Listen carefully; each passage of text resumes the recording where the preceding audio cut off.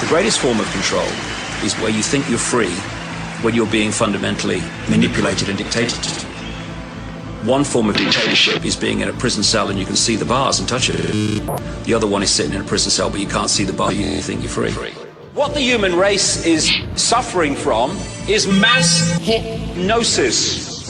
We are being hypnotized by people like this.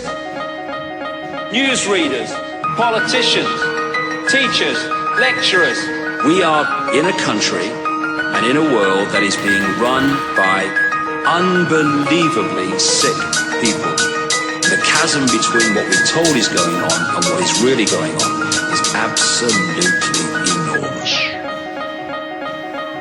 It's like we all know what's going down, but no one's saying shit. What happened to the home of the brave? These motherfuckers, they controlling us now, and no one's talking about how they made us fight and be slaves. And everybody's just walking around, head in the clouds, who wanna wake up to a dead in the grave. By then it's too late, we need to be ready to raise up. Welcome to the end of days. Everybody is slaves, only some are aware that the government releasing poison in the air. That's the reason I collect so many guns in my lair. I ain't never caught slipping, never underprepared. Yeah, they shade sign on me, they just spray it proudly. George Bush, the grandson of Aleister Crowley. They want you to believe the lie that the enemy's Saudi. The enemy ain't Saudi, the enemy around me. It's fluoride in the water, but nobody know that. It's also a prominent ingredient in Prozac. For real?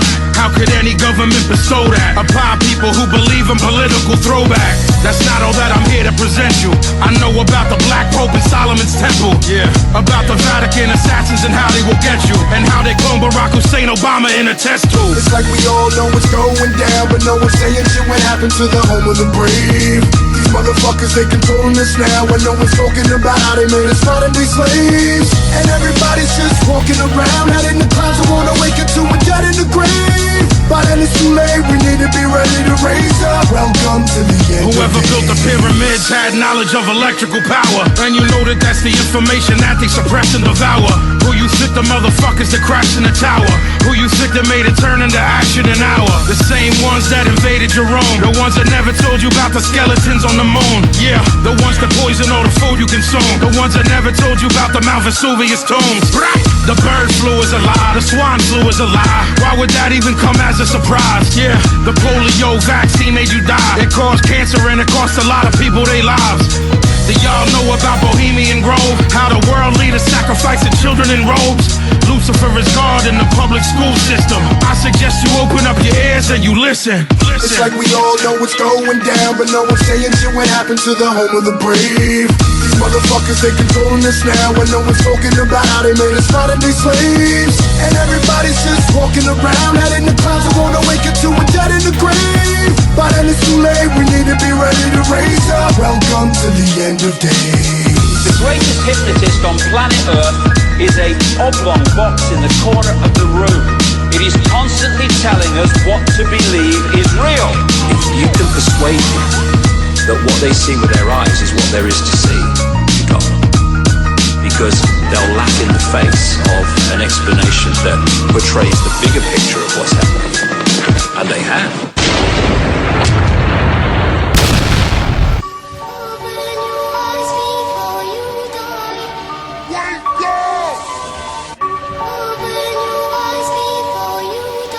We're here because of you. We're here because you were there. We've arrived from every corner of the planet to this nation to seek the fulfillment of the promise of America. We were promised a better life in our home countries, where we were told that privatizing water and electricity would make things run more efficiently. Instead, the quality remained almost the same, and the price was increased until it became an unaffordable luxury.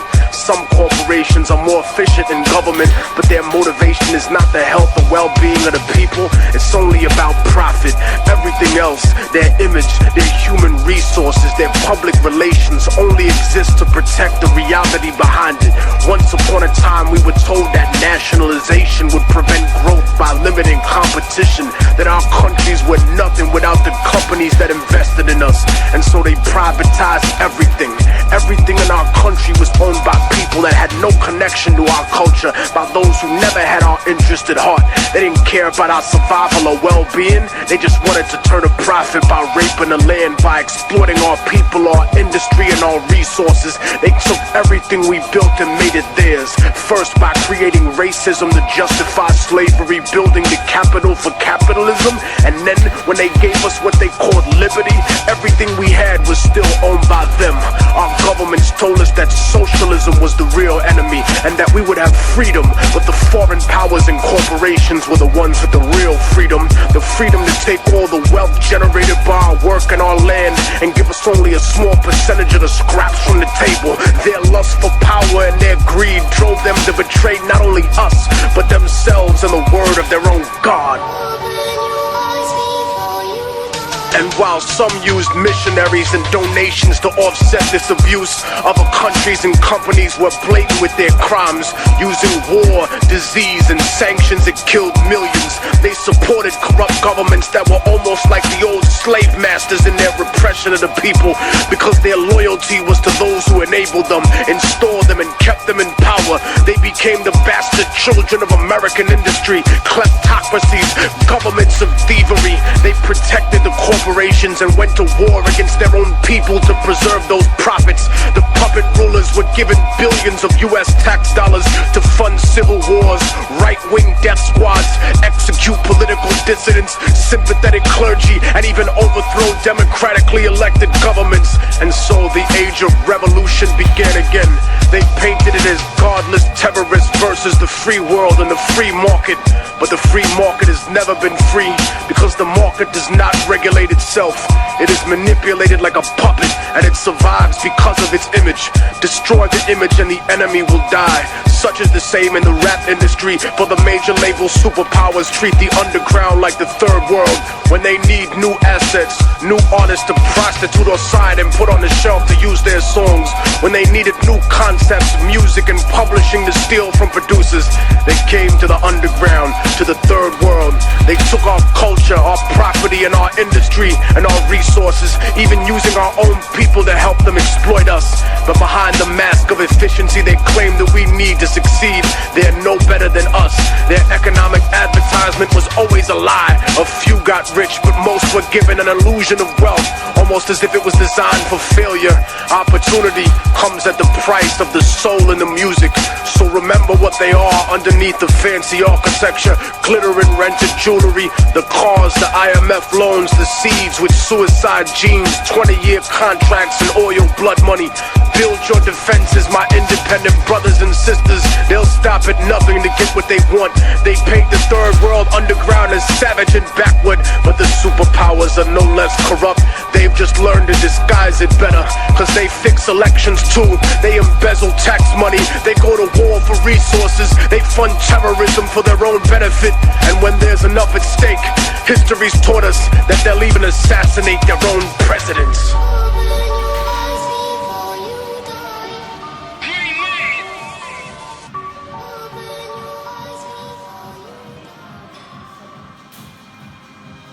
Governments lie all the time.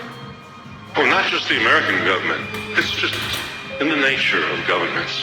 Well, they have to lie. And since they don't represent the people, and since they act against the interests of the people, the only way they can hold power is if they lie to the people. You don't know what I know. You can't see the spreading stain of deception. I am cruel to myself. Things will never be the same.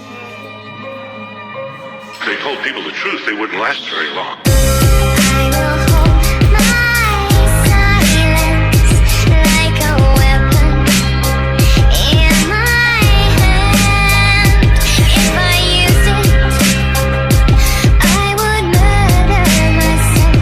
You could never understand. Columbus came ashore, greeted with nothing but niceness. Sailing west in attempt to find golden spices. Dominated by the popes and frenzy for ISIS. The Catholic Church expelled Jews and claimed it was righteous. The first man to see land would get a reward and get a yearly pension for life, clearly from God. A young sailor saw land, said we isn't far. Columbus lied, said he saw it the evening before. They touched ground, they were greeted by the Arawak. Columbus had them locked up as prisoners in an hour flat. He wanted to find a source of gold, and that was that. And when they thought that wasn't fair, then he stabbed they back. When there was no more gold, he took slaves instead and left 250,000 Indians in Haiti dead. The men died in mines, the women died at work. The children died from lack of milk and they died in the dirt. They were just taking advantage of a passive people. They were just being the savages of massive evil. That's the church work, that's the path of massive ego. That's the blood of Abraham being stabbed by the steeple. At 16, 19, they were patiently waiting for a ship to carry slaves that was changing the nation. The white man was a cannibal praying to Satan. Hatred, contempt, or pity, or patronization. That's the cornerstone, everything racism based in. The African had a more advanced civilization. Black was slave, master was white rationalization. 50 million dead, that's Western civilization. At first they appeared in the north, and they were helpless in the face of superior force. And all of them were chained together, they really was lost. Racism isn't natural, it's merely divorce. Before the slave trade, black was considered distasteful. By the Oxford Dictionary, I found it disgraceful. It's not a natural tendency to be bitter and hateful. It's a natural enemy of the critical staple. Slavery grew as the plantation system grew. The reason for that's kinda easily traceable. Society of helpless dependence was capable of saying fuck a slave master, you in slavery too. 7 slaves were put to death for murdering master. Fear of slave revolt had them developing faster. You a Catalan killer, an elegant bastard. I would burn the white man while smelling the ashes. From time to time, white man was part of the resistance. White indentured servants wanted no part of the system. King Philip's War showed that if people would listen, that they could maybe break the complex chain of oppression. Tyranny is tyranny, but that's a concession.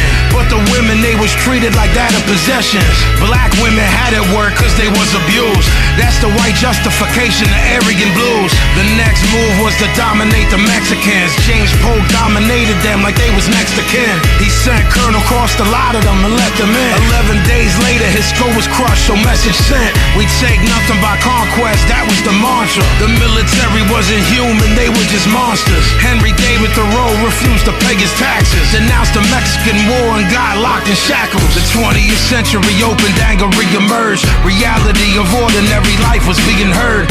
Anarchists and feminists came from factory work. Communism, socialism seemed to be rebirth. War is the health of the state is what Bourne said. And if you was born around that time, you was born dead. The Espionage Act had people confused, cause it was double talking, they didn't know how it be used. Supposedly it was an act against spying. Du Bois noted that was bullshit and they was lying. Charles Schenck was arrested in Philadelphia for printing and distributing leaflets cause they was helping you. He was indicted, tried and then found guilty, and spent 6 months in jail. Don't that sound silly? Had his freedom taken away by his own nation. But there's a lesson, do not submit to intimidation. The act still exists today and the shit is real. Supposedly Kennedy tried to have that shit appealed. Eugene Debs did 10 years for no purpose. He obstructed the recruiting and enlistment service. The post office started taking mail privileges of magazines who printed anti-war sentiments. A socialist named Fairchild had it right. He said that they can shoot me but they can't make me fight. They sentenced him to a year in jail and that was reckless. 65,000 men, conscientious objectors. They were sent to army bases to work there. They were treated sadistically and were hurt there.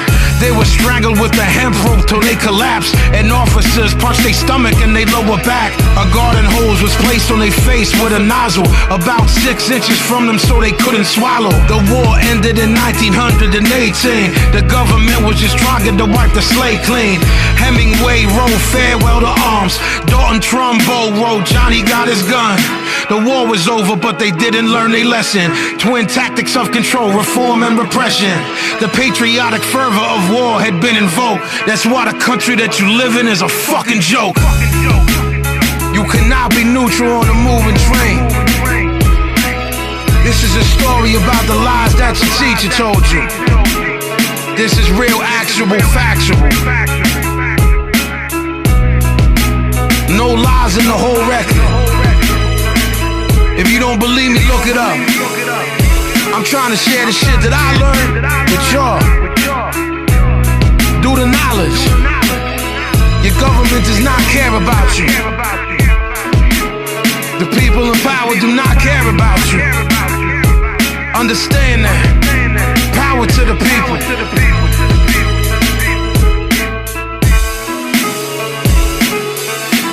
War is like this. You know, you get high on war. We won. And then you're down on the ground again. And you need another fix. You need another war.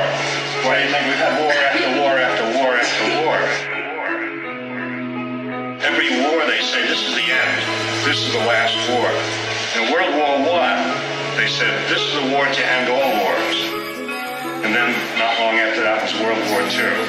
And then soon the United States was waging war in Korea and then in Vietnam.